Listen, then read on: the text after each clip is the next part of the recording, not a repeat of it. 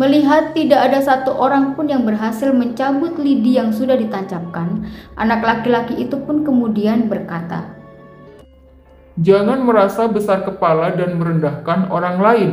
Semua orang yang ada di desa ini akan mendapatkan hukuman, karena mereka semua sudah memakan daging hewan yang sedang melakukan tapa berata.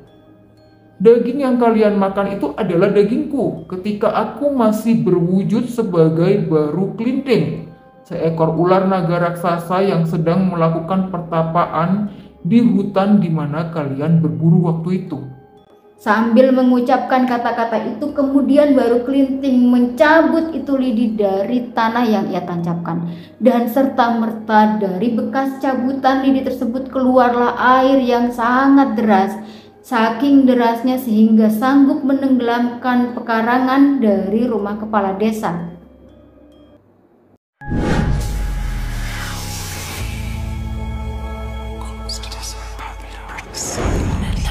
Assalamualaikum warahmatullahi wabarakatuh. Terima kasih ya guys sudah balik lagi ke channel ini.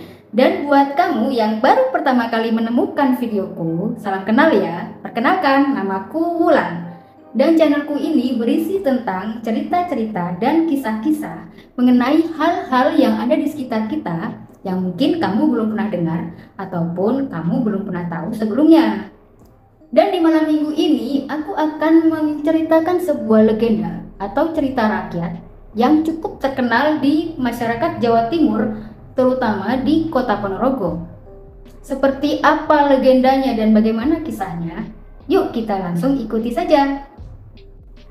Tetapi sebelum aku melanjutkan ceritaku, jangan lupa ya untuk klik tombol subscribe, like, komen, dan share ke semua media sosial kamu supaya aku bisa terus bercerita dan menceritakan kisah-kisah atau hal-hal yang mungkin kamu belum pernah dengar atau kamu belum pernah tahu sebelumnya. Oh ya, jangan lupa nyalakan juga loncengnya supaya kamu nggak ketinggalan cerita-ceritaku ya. Kita semua tahu ya guys, kalau Indonesia itu adalah negara yang sangat kaya raya dengan tradisi, mempunyai banyak suku bangsa dan adat istiadat. Termasuk di dalamnya legenda-legenda ataupun cerita-cerita rakyat ya guys, tersebar dari Sabang sampai Merauke. Dan legenda atau cerita rakyat yang kali ini akan aku ceritakan adalah legenda atau cerita rakyat yang berasal dari daerah Ponorogo, Jawa Timur. Yaitu legenda atau cerita rakyat tentang asal-usul Telogo Ngebel. Bagaimana kisahnya dan bagaimana legendanya? Ayo kita ikuti langsung.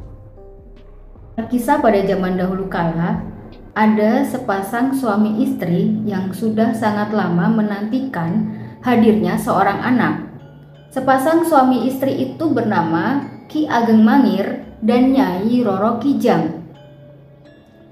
Suatu hari Ki Ageng Mangir suaminya itu berpesan kepada istrinya, jika suatu saat ia mengandung, ia tidak boleh menyentuh bahkan memegang secara sengaja pusaka miliknya yang bernama pusaka cunrik. Karena hal itu bisa menyebabkan malapetaka atau bencana terhadap anak yang dikandung oleh istrinya. Bertahun-tahun lamanya mereka berdua hidup berdampingan secara bahagia dan harmonis. Hingga tibalah di suatu saat Nyai Roro Kijang itu kemudian mengandung. Dan di saat itulah ia melakukan sebuah kesalahan. Ia lupa akan pesan suaminya untuk tidak memegang ataupun menyentuh salah satu benda pusaka milik suaminya itu. Tapi sebenarnya itu pun juga faktor ketidaksengajaan. Jadi ketika itu Nyai Roro Kijang melihat pusaka cundrik milik suaminya itu tidak aman posisinya. Dia itu mau jatuh dari tempat di mana awal pusaka itu berada. Sehingga dengan refleks Nyai Roro Kijang itu kemudian mengambil pusaka cundrik tersebut. Sehingga dia tidak hanya menyentuh atau memegang pusaka tersebut, tapi ia juga mendekap dan memangku pusaka cundrik tersebut. Mengetahui hal itu, Ki Ageng Mangir marah besar.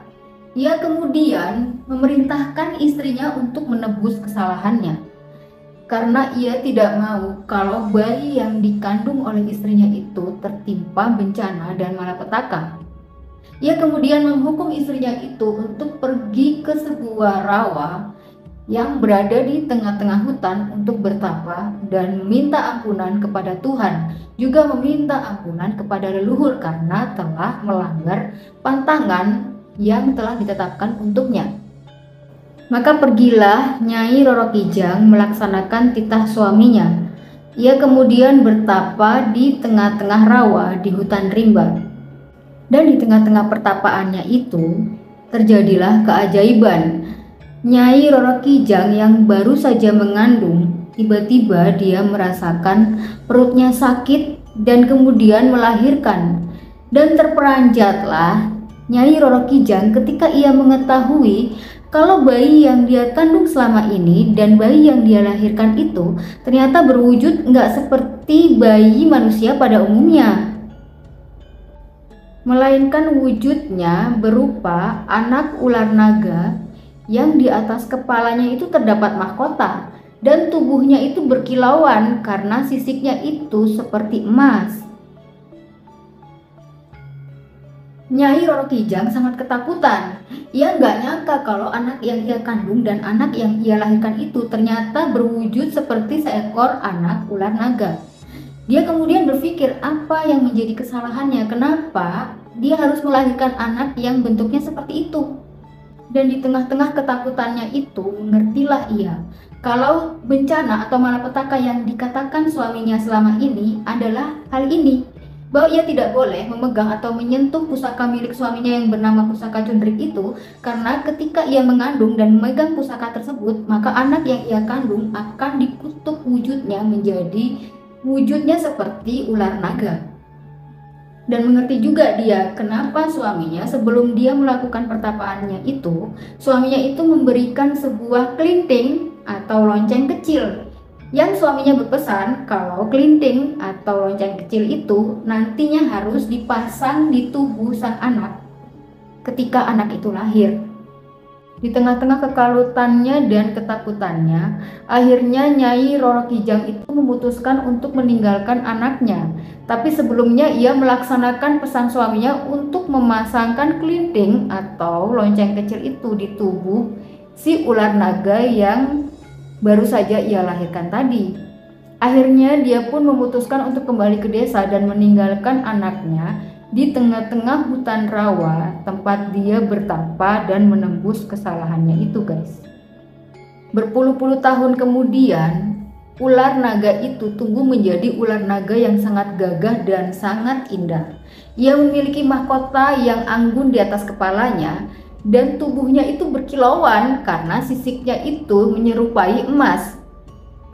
Dan sebagai satu-satunya ular naga di tempat itu, ular naga ini terus bingung. Dia mencari jati dirinya. Siapa sebenarnya dia? Kenapa tidak ada ular naga lain di sekitar situ selain dirinya? Dan siapakah orang tuanya? Bagaimana asal-usulnya? Sehingga akhirnya membuat ular naga itu akhirnya memutuskan untuk meninggalkan tempat itu, meninggalkan hutan rawa tempat ia dilahirkan dan dibesarkan, untuk menyusuri sungai ke arah pemukiman atau ke tempat pedesaan di mana orang-orang tinggal. Dan setiap kali naga itu bergerak akan terdengar suara gemerincing dari kelinting atau lonceng kecil yang ia kenakan di tubuhnya. Nyai Roro Kijang pun seperti mengenal suara atau gemerincing dari kelinting atau lonceng kecil yang ia dengarkan bertahun-tahun sebelumnya. Itu seperti suara lonceng atau kelinting yang aku berikan kepada anakku, begitu pikirnya. Kemudian semakin dekat suara gemerincing itu, maka Nyai Roro Kijang pun terperanjat. Dia langsung serta-merta ingat kepada anaknya yang ia tinggalkan berpuluh-puluh tahun lalu. Ia yang sedang napeni beras. Napeni beras itu kalau dalam bahasa Indonesianya itu artinya memisahkan beras dari kulit ari atau kerikil-kerikil kecil yang tercampur di dalamnya. Nah itu dia tuh lagi napeni beras dan serta-merta dia tuh meninggalkan beras yang sedang ia bersihkan dan bergegas menuju sungai di mana sumber suara gemerincing lonceng itu terdengar. Dan ketika tiba di sungai, tertegunlah itu Nyai Roro Kijang melihat sosok ular naga yang sangat indah dengan mahkota yang luar biasa di kepalanya dan dengan tubuh yang berkilauan seperti emas. Dan saat itu juga Nyai Roro Kijang mendekat ke arah ular naga tersebut. Nyai Roro Kijang sangat terharu. Dia merasakan keharuan dan rasa emosi yang luar biasa. Melihat anak yang puluhan tahun ia tinggalkan di dalam hutan kini ada di hadapannya dengan sosok yang sangat gagah dan sangat indah. Kemudian sambil menyurungkan tangannya, Nyai Roro Kijang berseru, "Akulah ibumu, Nak. Akulah Nyai Roro Kijang yang telah mengandung dan melahirkanmu puluhan tahun lalu. Aku meninggalkanmu di hutan karena demi keselamatanmu. Jika aku membawamu kembali ke desa, kamu akan dicelakai bahkan dibunuh oleh warga desa, Nak. Dan kelinting atau lonceng yang kau kenakan itu adalah bukti bahwa kau adalah anakku yang telah kutinggalkan selama puluhan tahun di tempat atau di hutan tempat aku bertapa dulu." Kemudian bertangis-tangisanlah ibu dan anak itu. Nyai Roro Kijang tidak peduli bagaimana wujud anaknya. Dia tidak peduli kalau anaknya itu berupa ular naga raksasa dengan tubuh yang besar, yang walaupun indah tapi juga menyeramkan. Baginya anak atau sosok yang ada di hadapannya itu adalah anak kandungnya yang ia kandung dan ia lahirkan. Itu tetap menjadi anak kandungnya apapun wujudnya. Akhirnya Nyai Roro Kijang pun mengajak ular naga raksasa itu untuk menemui bapaknya atau boponya yang sedang bertapa di Gunung Wilis untuk menebus kesalahan yang telah ia lakukan, juga yang telah dilakukan istrinya puluhan tahun lalu. Dan ternyata sebelum Nyai Roro Kijang datang dan memberitahukan kalau ia telah bertemu putra mereka satu-satunya, Ki Ageng Mangir telah mendapatkan wangsit ataupun wisik yang isinya berpesan untuk anak mereka yang berupa ular naga raksasa itu pergi ke Gunung Wilis dan melakukan tapa brata dengan cara melingkarkan tubuhnya mengelilingi Gunung Wilis dan melakukan pertapaan untuk menebus kesalahan orang tuanya dan untuk menjadikan ia terbebas dari kutukannya dan kembali ke wujud asalnya sebagai manusia.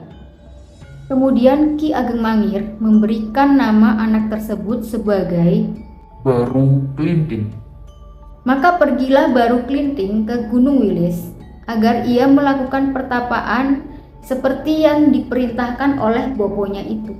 Ia menyanggupi untuk pergi bertapa agar ia bisa kembali ke wujud asalnya, yaitu menjadi manusia, dan menebus kesalahan kedua orang tuanya.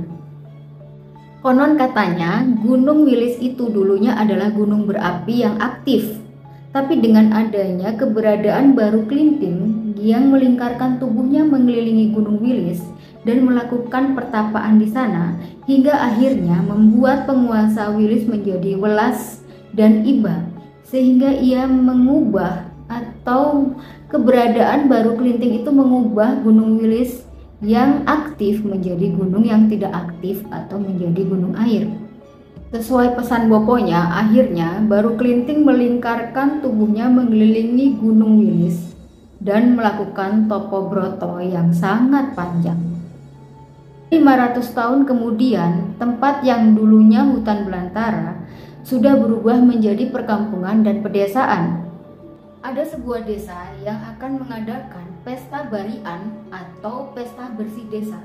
Kemudian Mbah Lurah atau kepala desa memerintahkan kepada warganya untuk mencari hewan di hutan untuk dijadikan jamuan para tamu di acara pesta bersih desa nanti malam. Maka berbondong-bondonglah seluruh penduduk desa pergi ke hutan untuk mencari hewan buruan seperti yang diperintahkan oleh kepala desa mereka.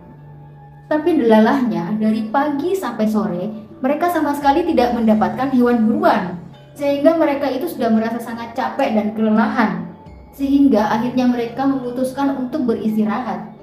Siapa tahu ada hewan yang melintas, karena mereka sudah sangat capek. Kemudian salah satu dari penduduk desa tersebut menancapkan kapaknya di sebuah batang pohon besar yang sudah roboh dan dipenuhi banyak lumut. Tidak disangka kalau batang pohon itu kemudian mengeluarkan darah dan bergerak menggeliat-menggeliat kesakitan. Dan semua orang yang menyaksikan itu terperanjat kaget, tapi juga sekaligus merasa senang karena mereka mengira berhasil menemukan hewan yang besar, tanpa mereka mengetahui makhluk apa yang sedang mereka hadapi sebenarnya. Dan tanpa berpikir panjang lagi, mereka kemudian mengiris-iris bagian tubuh hewan tersebut dan mengambil dagingnya untuk dibawa pulang kembali ke desa. Mereka pun pulang kembali ke desa dengan bergembira dan bersorak-sorai. Mereka itu merasa senang karena berhasil mendapatkan banyak daging untuk dimasak dan dijadikan jamuan untuk acara bersih desa nanti malam. Dan benar saja, acara pesta bersih desa itu berjalan sangat meriah dan lancar. Para penduduk desa berkumpul dan berpesta pora menikmati makanan yang enak-enak dan lezat-lezat olahan dari daging hewan yang mereka bawa dari hutan. Dan di saat yang bersamaan muncullah seorang anak laki-laki yang di tubuhnya itu terdapat banyak luka dan dia terlihat sangat kelaparan. Selain tubuhnya penuh luka, tubuh anak laki-laki itu juga berbau amis atau anyir, seperti bau darah yang mungkin saja keluar dari luka-luka yang ia derita di tubuhnya. Anak laki-laki itu pun kemudian meminta belas kasihan dari penduduk desa yang sedang berpesta pora tadi, yaitu meminta sedikit makanan untuk mengganjal perutnya yang kelaparan. Tetapi dengan sombongnya penduduk termasuk kepala desa mengusir anak laki-laki tersebut keluar dari tempat acara bersih desa itu dilakukan. Mereka itu nggak senang kalau kehadiran anak laki-laki yang di tubuhnya penuh luka, berbau amis dan berwajah buruk rupa itu merusak pesta mereka yang sangat meriah. Mereka lalu mendorong dan menendang anak laki-laki itu keluar dari halaman rumah Pak Kepala Desa tempat pesta itu diadakan. Sehingga anak laki-laki itu pun jatuh terjerembab ke kubangan lumpur yang ada di sana. Dan melihat anak laki-laki itu terjatuh, penduduk desa juga kepala desa itu tertawa. Mereka sangat senang melihat anak laki-laki itu menderita. Dan mereka sangat senang karena berhasil mengusir anak laki-laki itu keluar dari tempat mereka mengadakan pesta. Sangat menyedihkan sekali ya. Dan hal itu ternyata dilihat oleh seorang perempuan tua yang bernama Nyai Latung. Nyai Latung itu kemudian merasa kasihan dan merasa welas kepada anak laki-laki tersebut. Ia kemudian membawa anak laki-laki tersebut ke rumahnya dan memberikan makanan kepada anak laki-laki itu. Dan anak laki-laki itu yang sangat kelaparan memakan makanan yang diberikan Nyai Latung dengan sangat lahap. Sehingga dia memakan semua makanan yang diberikan dengan lahap sehingga membuat makanan yang diberikan itu habis. Dan anehnya setelah ia selesai menyantap semua makanan dengan lahapnya, tubuhnya yang penuh luka tadi kemudian tiba-tiba berubah menjadi tubuh yang tegap, gagah, dan ia berubah wujud menjadi seorang pria yang sangat tampan dengan tubuh yang gagah dan sehat. Dan karena kebaikan hati dari Nyai Latung itu, anak laki-laki itu pun kemudian berpesan, Mbah, apapun yang terjadi dengan desa ini nanti, bawalah centong nasi itu dan cepat-cepatlah naik ke atas selesung kayu. Nyai Latung yang gak paham dengan maksud dari anak laki-laki tersebut hanya mengangguk. Dia sebenarnya bingung maksudnya apa anak laki-laki itu berpesan seperti itu. Tapi dia tetap menyanggupi kalau ia akan melakukan apa yang menjadi pesan dari anak tersebut. Dan anak laki-laki itu pun pamit untuk pergi ke pelataran rumah kepala desa.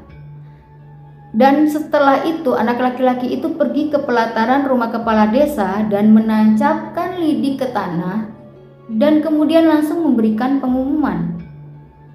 Wahai kalian penduduk desa, tidak ada satupun dari kalian yang bisa mencabut lidi yang sudah kutancapkan, kecuali aku yang mencabutnya.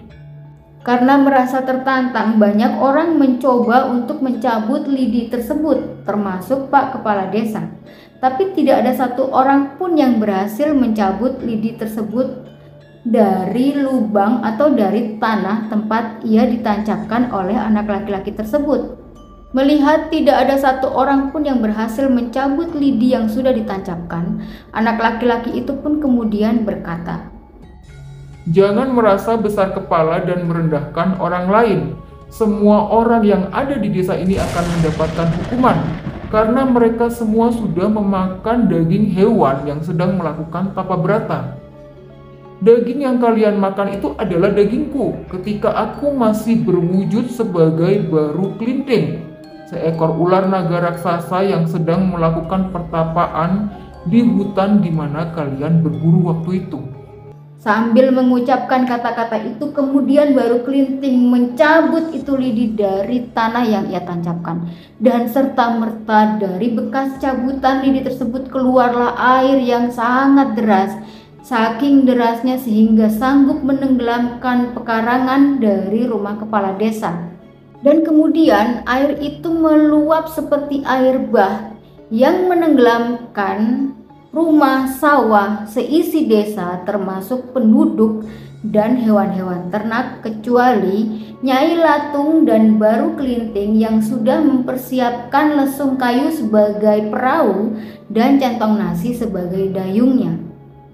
Kemudian Nyai Latung dan baru kelinting itu pergi ke tempat yang lebih tinggi dan sesampai di dataran yang lebih tinggi maka selamatlah Nyai Latung beserta baru kelinting. Dan anak laki-laki yang bernama baru kelinting itu kemudian berganti nama menjadi Jopo Baru. Dan daerah yang tenggelam oleh air bah itu kemudian menjadi sebuah telogo atau sebuah telaga yang kemudian dikenal dengan sebutan sebagai Telaga Ngebel. Dan masyarakat di Jawa Timur, terutama di daerah Ponorogo, masih meyakini bahwa di dalam telaga tersebut masih ada sosok gaib dari ular naga raksasa yang memiliki mahkota dan memiliki sisik berwarna keemasan yang bertugas untuk menjaga telaga tersebut dan tetap menjaga Gunung Wilis untuk tetap menjadi gunung air atau tidak aktif sampai suatu saat nanti di mana sosok tersebut kemudian moksa. Oke guys, itu tadi legenda atau cerita rakyat yang menceritakan asal-usul dari sebuah tempat atau sebuah telaga yang bernama Telaga Ngebel yang tempatnya itu di daerah Ponorogo. Yang bisa juga kita ambil hikmahnya dari legenda ini, yaitu untuk tidak melanggar pantangan apapun yang sudah diajarkan oleh leluhur kita agar tidak terjadi hal-hal yang tidak diinginkan atau terjadi malapetaka. Juga untuk tidak merasa besar kepala dan merendahkan orang yang kita anggap lebih lemah atau lebih rendah daripada kita. Nantinya di setiap hari Sabtu aku akan menceritakan tentang legenda-legenda ataupun cerita-cerita rakyat baik yang ada di Nusantara ataupun yang ada di dunia. Itu juga berganti-gantian dengan kisah-kisah atau cerita tentang biografi dari tokoh-tokoh nasional, tokoh-tokoh yang ada di Nusantara ataupun tokoh-tokoh yang ada di dunia. Dan kalau kamu punya request atau permintaan apa yang akan aku ceritakan nanti, kamu boleh komen atau kamu boleh tulis di kolom komentar ya guys. Terima kasih ya sudah menyimak videoku. Jangan lupa untuk stay tune di Frekuensi Bahagia dan sampai jumpa lagi di kisah-kisah selanjutnya. Wassalamualaikum warahmatullahi wabarakatuh.